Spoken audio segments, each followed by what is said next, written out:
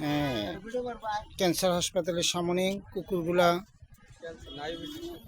হ্যাঁ,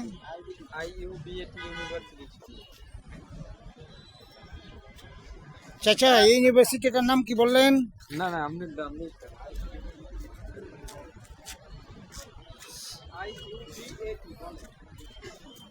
IUBAT ইউনিভার্সিটির সামনে কুকুরগুলা।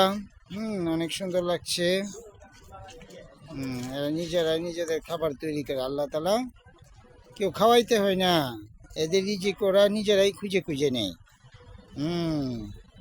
এই যে বিদেশি কুকুরের মতো দেখা যায়, যে আল্লাহ তাআলা এদের রিজিক দিয়েছে মানুষের হোটেলের সামনে যায় আর খেয়ে চলে আসে। আর আমরা সারাদিন কি করি?